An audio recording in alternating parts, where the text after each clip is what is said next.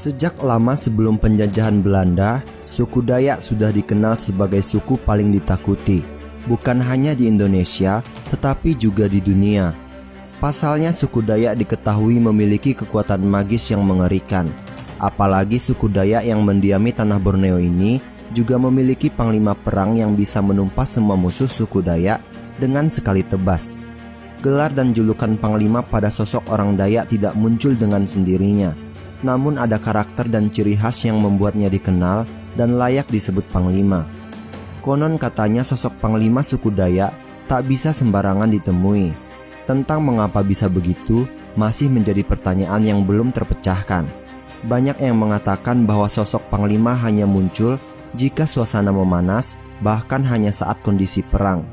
Panglima suku Dayak yang selama ini banyak dikenal adalah Panglima Burung dan Panglima Kumbang. Padahal masih banyak panglima-panglima lainnya yang juga sama misteriusnya dan katanya memiliki berbagai kesaktian. Berikut ini adalah beberapa panglima yang ada dalam suku Dayak. Oke, mari kita bahas satu persatu.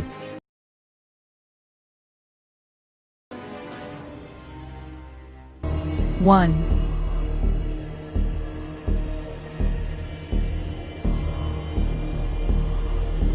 Panglima Naga. Semua panglima Dayak rata-rata sangat sulit ditemui, tetapi kalau boleh dibilang, yang paling sukar dijumpai dari semuanya adalah Panglima Naga. Panglima Naga juga yang paling dihormati. Semua tentangnya masih sangat misterius, jangankan rupa, kekuatannya saja juga banyak yang tidak tahu. Meskipun begitu, sosok satu ini dipercaya sangat kuat. Diceritakan bahwa Panglima Naga Sabui bertempat di gunung. Konon katanya orang-orang Dayak meyakini bahwa ada gunung tempat naga Sabui. Hanya saja panglima ini selalu nomaden, artinya berpindah-pindah tempat, dan selalu hilang dari pandangan mata. Lantaran panglima naga sangat misterius, maka hampir-hampir susah untuk dikulik lebih dalam. Jangankan orang luar, masyarakat Dayak sendiri pun tak mudah untuk bisa menjumpai para panglima tersebut. Panglima naga suku Dayak sangat sulit untuk ditemui. Konon katanya saat terakhir sosoknya terlihat pada masa penjajahan dulu. Sampai sekarang sosok Panglima Naga masih dipercayai keberadaannya. Namun hampir mustahil untuk bisa bertemu dengannya karena hidupnya yang berpindah-pindah dari puncak gunung satu ke gunung lainnya.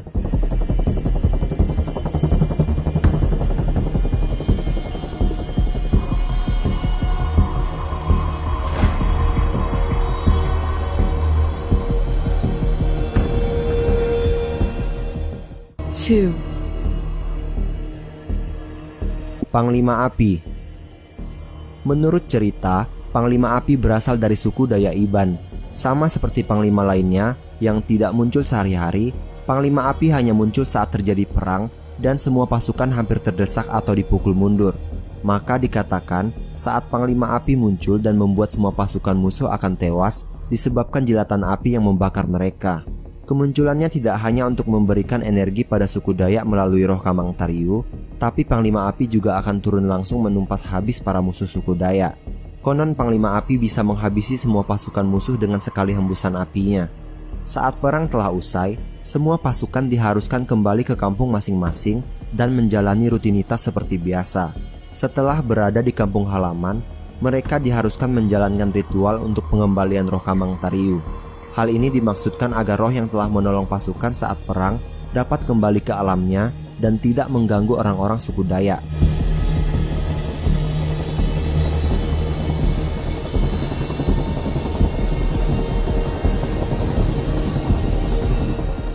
Three.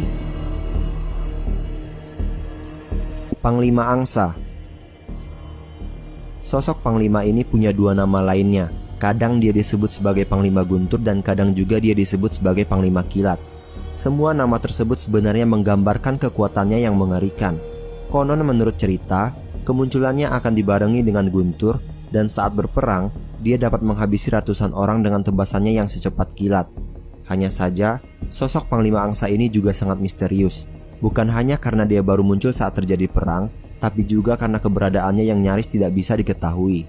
Tetapi menurut cerita, jika Panglima Angsa muncul, maka bisa dipastikan akan banyak korban dari musuh suku Dayak. Sosok satu ini juga sangat misterius karena seolah mustahil untuk ditemui sembarang waktu. Dan sama seperti para Panglima Dayak lainnya, sang kilat hanya muncul ketika terjadi peperangan saja.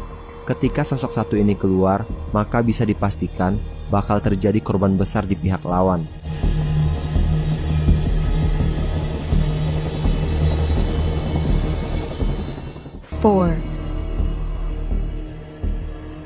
Panglima Sumpit. Suku Dayak juga masih punya satu panglima yang tidak kalah hebatnya. Dia dikenal dengan nama Panglima Sumpit. Menurut cerita, sosok panglima ini punya kekuatan yang sangat mengerikan dengan menggunakan sumpitnya. Konon dia bisa memerintahkan sumpit suku Dayak untuk terbang dan membunuh musuhnya. Hanya saja sama seperti panglima perang lainnya, keberadaan Panglima Sumpit juga masih misterius. Kalau dilihat dari kemampuan, semua panglima suku Dayak tersebut sebenarnya tidak heran kenapa di zaman penjajahan dulu, tanah Borneo Kalimantan sangat sulit untuk ditaklukkan Belanda dan Jepang.